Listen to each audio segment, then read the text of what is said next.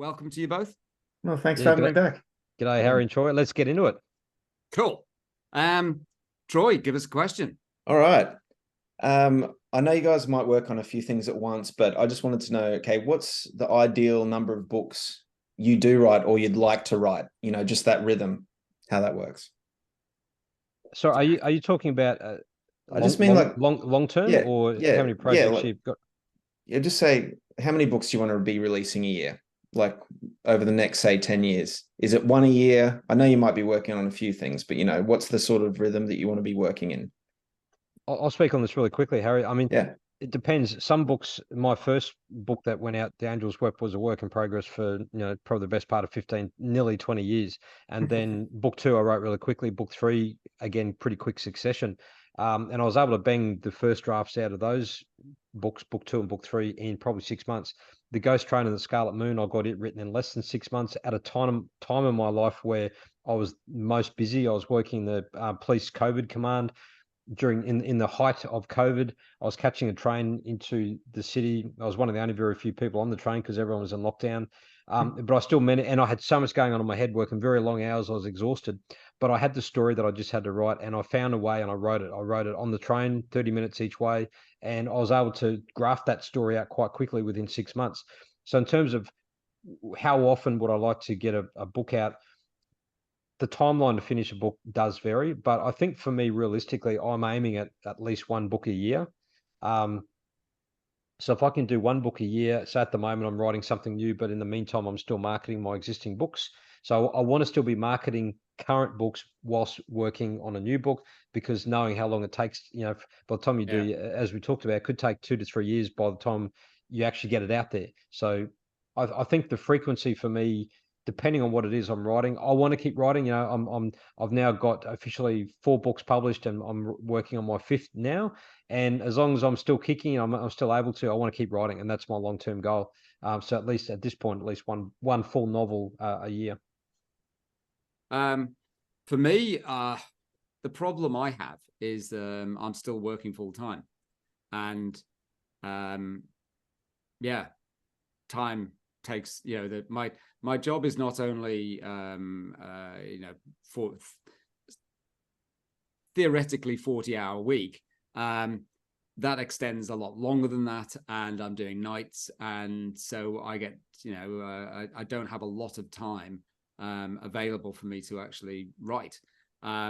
So trying to get a full novel written in a year is difficult. It's what I'm daunted by that, because at the moment I'm hoping, as I've mentioned in previous podcasts, I'm hoping to get, or planning to get, the 3rd book of High Acuity out at the end of November, and I hope to get the 4th book out, which is Show Cause, for the next end of November, so November 2024. So I'm now looking at getting a full book written from, at the moment, what I have are notes down to actual published product by the end of the 30th of November 24. Am I going to be able to do that? I have no idea. As I've mentioned before, Dead Regular took me 2.5 years to write as a first draft. Beneath Contempt took me 5 months to write, first draft, but then it took me 10 months to edit it. And the 3rd book, I wrote half of it in 2016, and then I picked it up started this year, and have completed it, and I've edited it, and it's now almost ready to go to print. Well, maybe in a week, we'll see. I've just had feedback from a pilot who I had read it, and he's picked up all of these massive mistakes, and I'm just going to have to go. But for some of them, I'm just going to go, it's fiction, for Christ's sake. But anyway, so I've got those fixes to do, and that's all going to be in the next week. So to then sort of turn around a book within a year while working full time, it's hard. I'll see how it go. I have to have a buy-in by the missus, because she wants a lot of other things being done during that year. So we'll see. But it would be something that I would love, if I could say, right, and I plan to quit my day job at the end of the year, mainly due to the fact I want to sail off in a boat. But that hopefully will give me far more time to write. And then it's a case of, well, let's see how many books I can do in a year. It's a lot of work. It's a lot of work to get a full 80,000+ word novel written in 1 year. Yeah, it's huge. It's a hard task. There are people we know who manage to do 3 or whatever, but they tend to be working in a different genre, say romance, and they have a very plotted or sort of a standard format to write to. And romance novels, as we discovered from a previous podcast, sit around 50,000. So there's less words to get in there. And structurally, it also is, the ideas are probably in different genres. The ideas may be, it may be more difficult to do crime than it is to do other genres. I don't know, but there's other things may flow easier to get that stuff written in that short time. But writing more than one novel in a year is a hard ask. Yeah, I mean, some full-time writers who that's their job, that takes them years. They might not even do one a year, So yeah, it's definitely that having a full-time job. I'm in the same position, right? So I was just having to find time where I could, and now I've got novels in various stages of completion. But with everything else, it does take a long time. It does. It does. Which so for you, Troy, what's your plan then? You say you've got a few works on the go. What do you hope? What's achievable for you in terms of frequency? I will say I have 3 that are sort of in first draft modes, right? So I could probably get one yearly, but then I'm not sure what to do after that. So it would be great. I mean, I would love to be able to do that, but it's just simply time. And that changes the type of stories I write too sometimes. Like I would like to have something that's a bit more of a slow burner. I get to think about it, include more prose and all that. But the way I write, sometimes it's compacting into these hour sessions before my normal day job, because that's what we'll talk about next, actually, is timing wise. Like I can't do anything at the end of the night. Like I don't know how you are after a shift, however, where you like your mind's just exploded. So Yeah, after a shift, I'm not going to be writing. I'll be sleeping. So that's generally what I'll do. But on my days off, you get pulled in different directions, and unfortunately, unless your name ends in is King or other sort of Patterson or places that people like that, you've got other responsibilities. And unfortunately, if my wife wants to really annoy me, she'll refer to my writing as my hobby.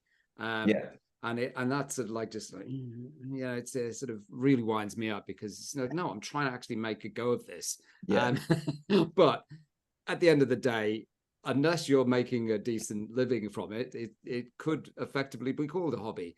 And so you've got to be realistic in what you can do and how much time you can spend, pursuing this hobby, to get to where you want to be.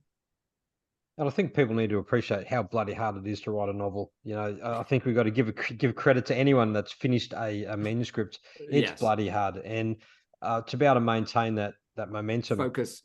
And I think you're going to go through periods where it's easy because you're excited about what you're writing, or it's a chapter that you're really immersed in, and the writing comes easy. Like with that book, I talked about how I just had the urge to write, and it was just, even though it was in a period where I was fatigued, I didn't have much time, I still managed to write it because I was highly motivated to get the story down. I was actually scared I was going to lose the idea, and that's why I was highly motivated to get it written. Whereas others are more businesslike, and you kind of feel like at the moment, like I've kind of hit a bit of a saggy stage of my manuscript, and it's tough. It's hard going. And that can really play a part in terms of how quick you can get this bloody thing finished. What sort of momentum do you have, based on, sometimes it's not about having enough time or being fatigued. It's just, how strong is that desire burning inside me to write this story? And I think if you're highly passionate, you will find a way and you'll get it written.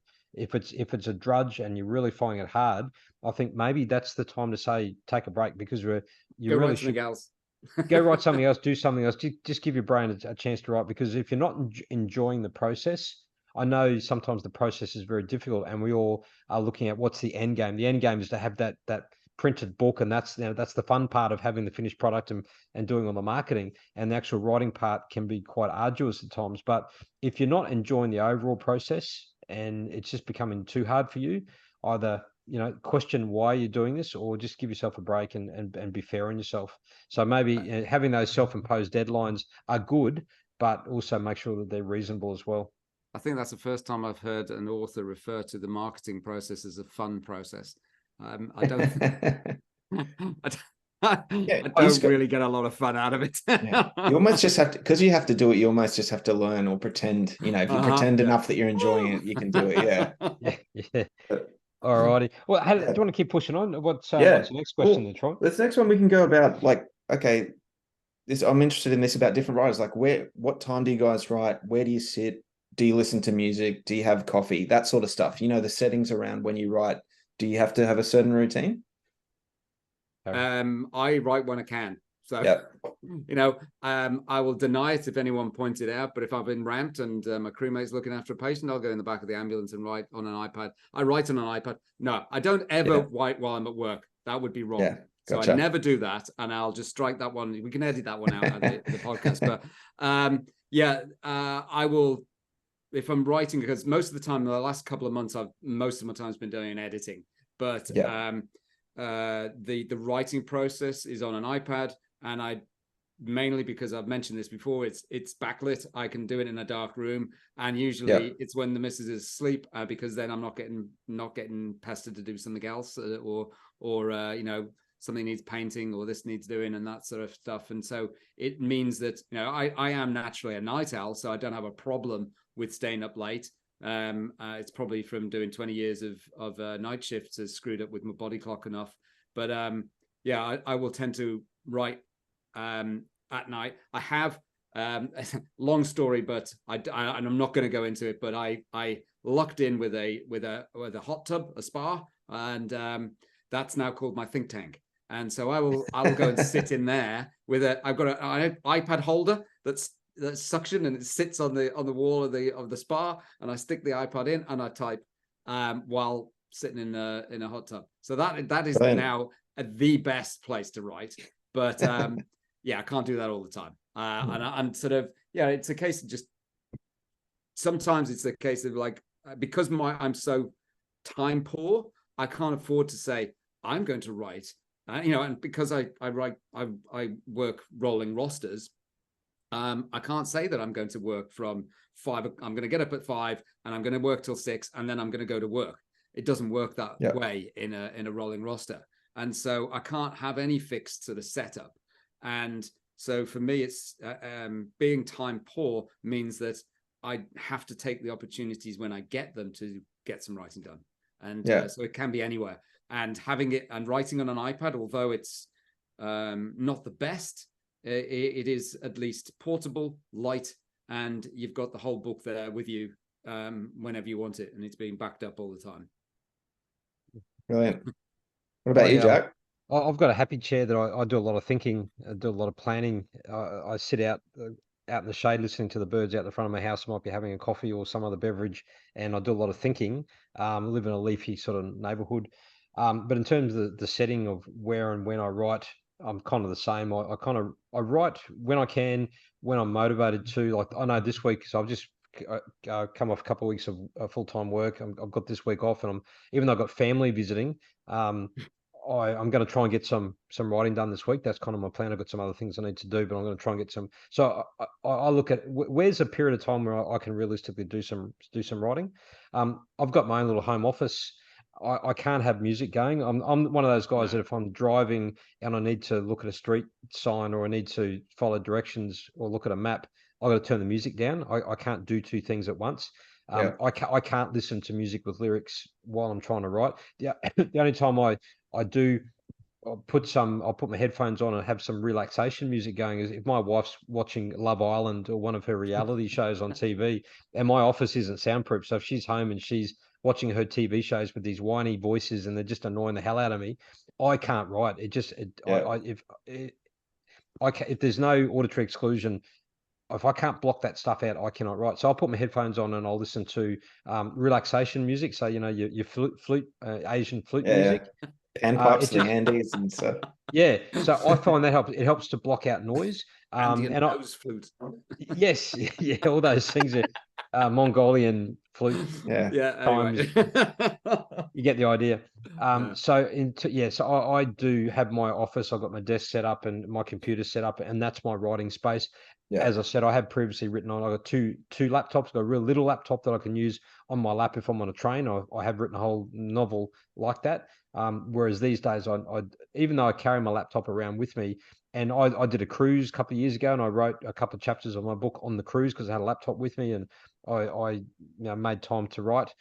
Generally, I just if it's distraction free, but I do prefer to write in my little home office. What about you, Troy? Where's your writing space?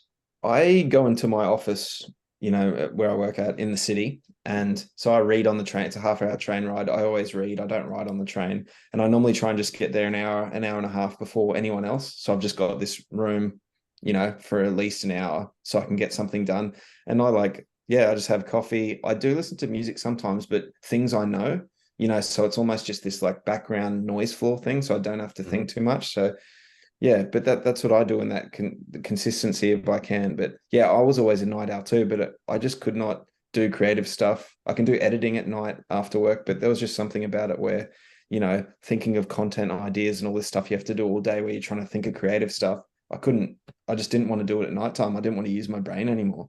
So weren't you the one who quoted Hemingway? And yeah, that's right. You can't write drunk when you're at work. That's right. Yeah. Well, it's really bad. It's literally, maybe you can. I mean, that's the advantage at night. I could have a glass of wine and I'll just type away. And I think I've mentioned this in the previous one. Is like sometimes I've got up in the morning and I've read what I wrote. And it's like, it's not actually bad. I don't remember writing that, but it's not bad.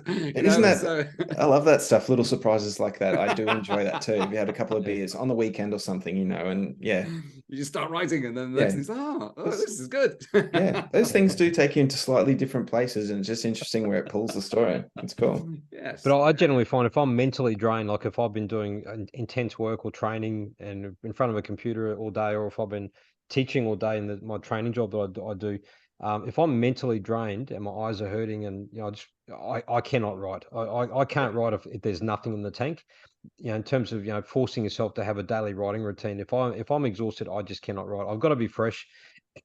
And sometimes, like I've been working long hours for the last 2 weeks, I knew that I was never going to get any writing done. So I was easy on myself and said, you know what, you're busy for the next couple of weeks. Let's wait until you've got a week off afterwards, and then give yourself a time where I know I'm going to be refreshed and I'm not going to be rushed, and I can kind of use those 2 weeks while I'm working, again, while I'm commuting on the train or sitting in my happy chair, to still be populating ideas and thoughts. And I still think that's part of the writing process, is thinking. Then when I know, like I've given myself a week to write, I'm going to use those days to do that, because I've been marinating ideas leading up to it. We've got a bit of time for another, probably one or two more questions. What's the next one, Troy? I got this. Well, I think maybe for this last one, if we've only got one, especially. Okay, what are the things about being a writer that no one tells you about?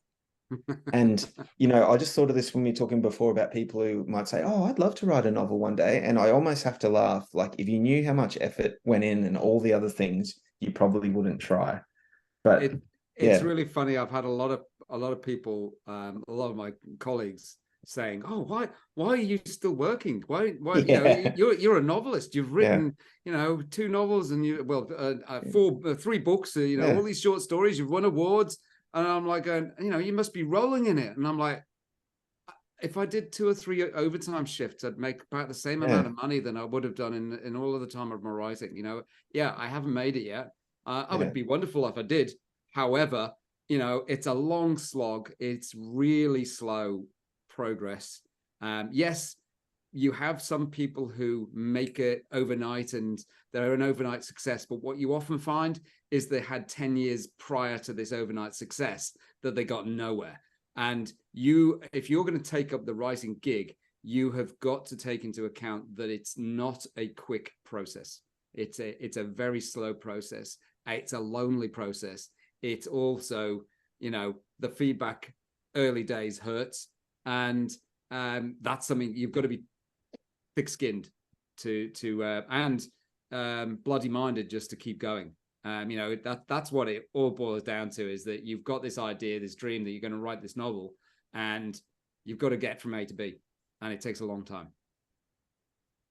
Yeah, I would agree with that. It's bloody hard work, and I think probably the three of us are probably all at the stage where we'd say that, look, we're only kind of new in our careers of writing, and I'd like to think that we haven't made it yet. There's a lot more work for us to be able to say we made it, and I don't know when you ever get to that point to say, yeah, I've made it, I'm a successful writer. Maybe, as you say, Harry, when you can finally get to a point that you can live off it and generate an income. And there's not too many writers that are able to do that. So I think you need to. That's number one. I've actually met writers who gave it away because they started writing because they thought they're going to make money out of it. And I think if that's your only motivation, don't do it. It's just too bloody hard, and you've got to be committed to it. You've got to do it because you want to. That you're passionate about this idea of creating the story. What drives me is when people read my book and say they loved it, and I get positive feedback. That's what keeps me going. It is, and I think that's what when you've created something that brings joy to other people, that's what motivates me to keep going, because we've created something that you're proud of, even though it might take you years to create, to write this book, and you finally see it in print. You may not sell a lot of copies, but even if it gives you the momentum to keep going and to write something new. The other thing that what a lot of people don't realize is that we've already talked about marketing, the self-marketing that you must do. Even publishers who are with the big top 5 publishing houses still have to do speaking events and marketing and social media, and you've got to put yourself out of your comfort zone. You can't expect to be a writer and just quietly write away and send your manuscript off and become an overnight success, and the marketing team and your publisher is going to do all the work for you. And then it'll be nice. Your books are going to be on the shelves in bookstores around Australia and in airports and everywhere, and internationally, that you're going to be invited to speak at Writers Festival. You've got to send letters out. You've got to make yourself available and put yourself out of your comfort zone, because I think most writers are probably, maybe not, but a lot of writers are inherently introverts. That's why we don't mind. Like I've had the personality, the Myers-Briggs personality test. And I know I'm one of those people that I don't need to be around people. I feel quite comfortable being by myself. Whereas other people who just can't do that, they have to be around other people. I think those sort of personality types are going to struggle writing, and because, as we've said, it's a very solitary thing. So I think your heart will tell you if you want to write, and whether it's because of some experience that's motivated you to write a story, whether it's a memoir, nonfiction, or something that's burning inside you to write a fictional a novel. If you're motivated, great, do it. Don't let all the negative stories put you off. But I think if you go into it with your eyes wide open, knowing that it's going to be tough, but knowing that through persistence and time, you'll get there. And if you're open to feedback and criticism, and constructive criticism, and always striving to improve, you will become a better writer. And you'll start to get these little successes that are enough to keep you going. I think what readers don't understand often is the need for those reviews, the need that authors have for good read reviews, not the 1 stars. They can be shelved. They're not really that helpful at all. But getting reviews and people actually just putting you've just spent, as I say, minimum a year putting your heart and soul into this book, and that person's bought it, they've spent their money, and they love it, but they don't tell anyone. Please people need instructions in social media, like just go on to Goodreads and give me a review, please. If you enjoyed my book, do that, because that's how other people find out about my book, my books, and that's how we a few reviews that from actual readers, we not only is it great for our marketing and great for our sales with respect to other people, and sort of getting our name out, it's really it puts you in your happy place as an author, that you've actually got somebody who's prepared to write 10 words that say, really loved your book, And it's like, great. Or just leave the stars. Just put the stars there. The 5 stars. Yeah, if you don't That's want to it, vote, just put the stars, just put them down, please. But yeah, or at least people need reminding, because that's why I've got this social media to say, hey, I need, please give me a 5-star review for Head Grenade. Because sometimes people don't think to do that. Well, then I have colleagues coming up to me and going, "Oh, I really loved your book. It's great." And you go, "Okay." Yeah. And I know full well I haven't sold it to them. So being a self-published author, I know they haven't bought it. So they've got a copy. So they haven't even paid. And now it's a case of, they won't even. I said, okay, can you just give me a review? Yeah. And they go, "Oh, yeah, no problems." Yeah. Yeah. Because I'm all for people reading it. It's like passing around's fine. And, but one thing, there was these 2 girls who I work with, like, they don't work for my company, but they said, when they found out I had a book, they said, "Oh, can you send me a copy?" I was like, well, no. Yeah, I mean, yeah, because, I know that the publisher can send out some copies. Yeah, but, we're not flush with things, because that costs you every time you want to send it. Or if you need someone to review a book for you and you're sending them a book, I mean, even just postage on top of what it costs you the book, all the things, it needs to be worth it, But, and I think the other thing, keep going. Yeah, mate. I was going to say, the other thing I sort of learned is just how small the publishing industry is in Australia. I didn't realize how small it is. Yeah. When they talk about what success is, even big authors, you're talking about a few thousand sometimes for a book that you think is selling. I don't know. There was somewhere I thought it would be selling hundreds of thousands of books or something. It's the problem is for Australia in so many different aspects, it's the population size. Yeah.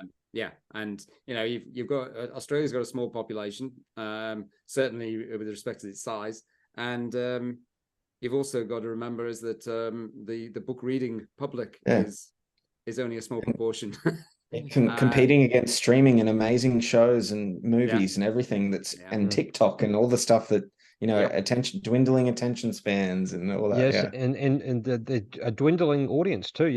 We're seeing, probably research has shown that less people are reading books these days. You're gone are the days when you look around the train and see people reading paperbacks. Everyone's on their phone and they're playing games or doing social media, or So it's tough. And I think really for me the main takeaway is that people, if you're serious about getting published, you need to put yourself out of your comfort zone and realize that you do need to put yourself out there, and you need to market and promote yourself, because no one else is going to do it. You need to find allies and find your tribe, like we're doing now. Find like-minded people and support each other. It's a hard grind. It's a really hard grind, but again, follow your own heart. I was just going to say, just incidentally, 2 days ago, I got a random message on Facebook from a guy that I don't know. And earlier this year, I was doing a writing class at my local high school, and I gave the students a free copy of my book, The Ghost Train and the Scarlet Moon, because it's a YA book. Thinking, look, I'm happy to burn off some freebies, because you never know who's going to read it. You never know. These kids might take it home and not read it, but leave it on the coffee table or whatever. I got a message from an uncle of one of the kids, and he said, "Oh, my nephew brought home this book, and I just picked it up and read it. And I have to say, I don't read a lot of books, but I loved it straight away. And look, it's probably one of the best books I've read. And that was just someone who incidentally just found my book. So that's awesome, man. They're the little wins. They're the little wins that will keep you going. So if you're realistic with your did you get him to write a review? I'll have to hit him up. Yeah. So I think, and that's the other advice. If you're realistic about your expectations, don't be unrealistic. If your expectations are too high, you're going to set yourself up to failure. So start with very humble expectations to get finished. To get it produced to a point where you're happy with it, and then publication, and then of course number of sales shouldn't always be a benchmark for success, because how, and we've talked about this before, about how do we define success, and that's different for people. Okay, guys, we're probably gonna have to wrap up there. Is there anything else you wanted to say to sort of conclude that little line of conversation? I think we're done. Yeah, that's great. Yeah, thanks for having me, guys. No, Troy, we're definitely going to get you back. I think you might become a staple guest on our show, one of our team members. As long as my bloody internet stays all right. Yeah, you got to keep putting those coins into the internet to make sure it works. Okay, well, this has been another great episode. Thanks for your chats, guys, and we look forward to speaking to you again, Troy. Yeah, cheers, same. Thanks, guys. All the best. See you next time. Later. Bye.